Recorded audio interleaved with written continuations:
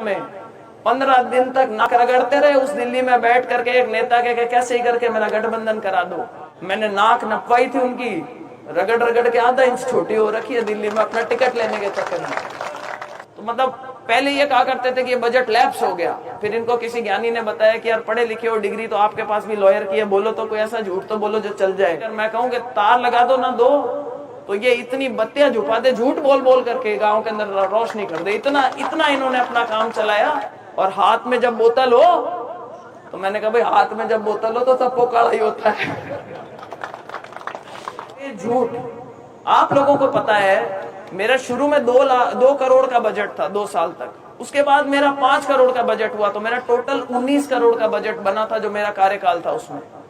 और हमें ये ज्ञान पहले ही लोगों ने दे दिया था कि जितना आपका बजट होता है उससे थोड़ा 19-20 ज्यादा ही देना, क्योंकि कई बार क्या होता है कि कोई टेक्निकल दिक्कत आ जाती है, वो बजट लग नहीं पाता और फिर आपका बजट बच जाता है।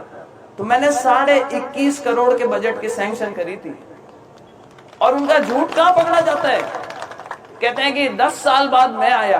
भाई मेरे बाद में तो सीआर साहब बने थे, तो बोले उसके बाद ज्योति मिर्धा को तो 5 करोड़ बचे हुए थे, मैं आया जब जाकर के मैंने वो पैसे खर्च करे।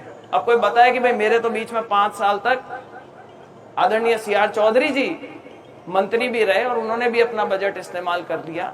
तो मतलब पहले ये कहा करते थे कि ये बजट लैप्स हो गया, फिर इनको किसी ज्ञानी ने बताया कि यार पढ़े लिखे हो, डिग्री तो आपके पास भी लॉयर की है, बोलो तो कोई ऐसा झूठ तो बोलो जो चल जाए।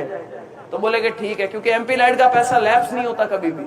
तो फिर अब उन्होंने नई एक कहानी, ये झूठ के जनरेटर हैं इनके, अगर मैं कहूँ कि तार लगा दो ना दो, तो ये इतनी बत्तियां झुका दे, झूठ बोल बोल करके गांव के अंदर रोशनी कर दे। इतना इतना इन्होंने अपना काम चलाया और पब्लिक को बेवकूफ बनाने का काम किया है।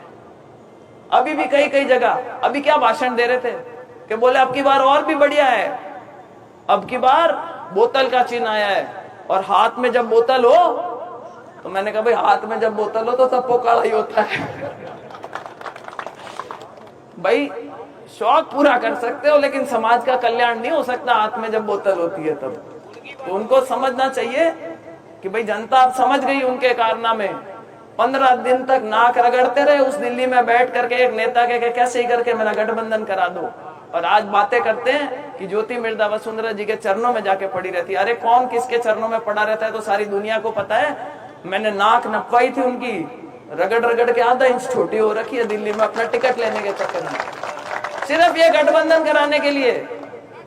और जो गलती भारतीय जनता पार्टी ने करी थी कि पहले बहुत प्रयास किया इन्होंने कि भारतीय जनता पार्टी के साथ गठबंधन कर लूं, तो उन्होंने तो इतने हाथ जोड़ के कहा बापूड़ा मान तो बख्श दो, माँ के तो घनी चोट उतर गई, आगे कोई गलती पाची कौन करा। मैं तो बीजेपी तो करे को नहीं पाऊं गठबंधन। कांग्रेस में गया जनाब नेताओं ने, एक सगला नेता ने, लोकल कोई नेता कौन चाहता कि भाई ए आपका चेतन डूडी जी के अलावा ए लेर गया बने के गठबंधन करो। क्यों भाई? कांग्रेस के पास में कैंडिडेट नहीं था क्या?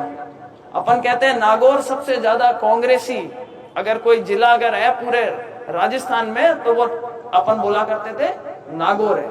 तो भाई नागौर की सीट गठबंधन में देने का क्या मतलब? कांग्रेस क्या इतनी कमजोर थी यहाँ पे? और शायद वो कांग्रेस की कमजोरी थी कि जिसकी वजह से 2 पार्टियां मिलकर के चुनाव लड़ रही है। तो रामकंठ जी, कमजोरी मेरी नहीं थी और कमजोरी मेरे सामने बैठे हुए लोगों की नहीं थी। इन्होंने तो 2009 में भी अपना आशीर्वाद रखा, 2014 में आप लोगों ने मुझे उससे ज्यादा वोट दिए, मुझे कहीं पब्लिक ने कभी धोखा नहीं दिया। 2019 में मुझे उससे भी ज्यादा वोट दिए, पब्लिक ने मुझे वहां भी धोखा नहीं दिया। षड्यंत्र करा तो कुछ नेताओं ने मिलकर के करा था, क्योंकि वो नहीं चाहते थे कि ज्योति मिर्धा आकर के राजनीति में अपने पैर जमा ले, कि इसके कुछ खुद का कोई लोभ लालच नहीं है, सक्षम है, पढ़ी लिखी कहीं ऐसा नहीं हो कि आकर के और 20 साल तक यहाँ हमारी छाती पे बैठ करके और चौधर करे। तो ये पब्लिक अब समझ गई है, नागौर की जनता समझ चुकी है। और जैसा भाव आप लोगों के आज मन में है ना, इस तरीके का भाव मैं आज दौरे कर रही हूँ, पंचायत के दौरे कर रही हूँ। आज मैं जायल के दौरे छोड़ करके आप लोगों के बीच में आई हूँ और अभी वापस जाकर के अपना कार्यक्रम जारी रखूंगी। जहां जाते हैं वहां पर ये लोगों के मन में इस बार कहीं ना कहीं इस बात की टीस भी है कि सब मिलकर के हराने के लिए पहुंच जाते हैं। पर जब मेरे रुखवाड़े आप जैसे लोग बैठे हों तो मुझे नहीं लगता कि इस बार इनकी पार पड़ेगी। ये आपको मेरी 4 पुश्तें आ रही है। आज मैंने यहाँ आने से पहले कार्यक्रम में बलदेव राम जी के माला अर्पण करके, और जिनको आप इतने मान सम्मान के साथ में याद करते हैं, 36 कौम के लोग यहाँ पे बैठे हैं। मैं आपको विश्वास दिलाती हूँ कि भाई मेरे परिवार ने कभी किसी के चुभने का प्रयास नहीं किया। हमने हुआ तो अच्छा ही करा, नहीं हुआ तो छोड़ दिया, बुरा किसी का नहीं करा। आगे भी रीति नीति ऐसी रहेगी। बड़े प्रोजेक्ट आने का हमारे, देखो जब सरकार लय में चलती है तो उस चीज का फायदा सबको मिलता है। आज विधानसभा में जो भी समीकरण रहे हो डीडवाना में, हर चुनाव का अपना एक समीकरण होता है और ये बड़ा चुनाव होता है। और यही सोच करके कि शायद आज वो सारे लोग यहाँ पर इकट्ठे हुए हैं कि ये बड़ा चुनाव है, इसके अंदर मुझे मालूम नहीं देश की तो रीति नीति का दिशा तय होगी। नागौर की राजनीति किस दिशा में जाएगी ये भी निर्णायक होगा मेरी नजर में ये चुनाव।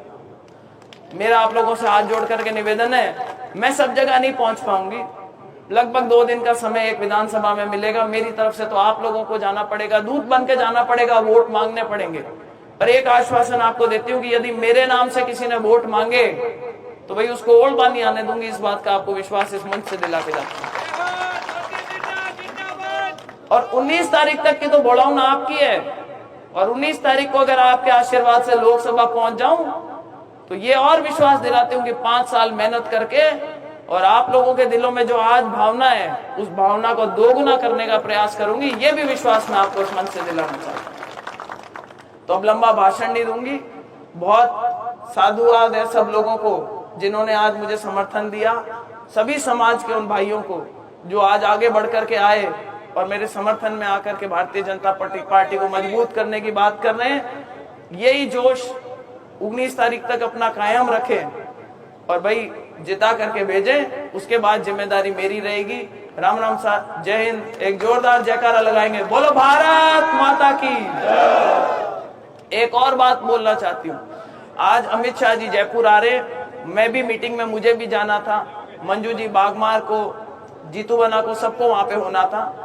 मैंने और मंजू जी ने, क्योंकि जायल के कार्यक्रम थे, उनसे आज हमने छुट्टी मांग ली थी। जीतू बना आज वहां पे पधारे में, तो कोई इस बात का कोई गलत अंदाजा नहीं लगाए कि भाई जीतू बना आज यहाँ पे क्यों नहीं है।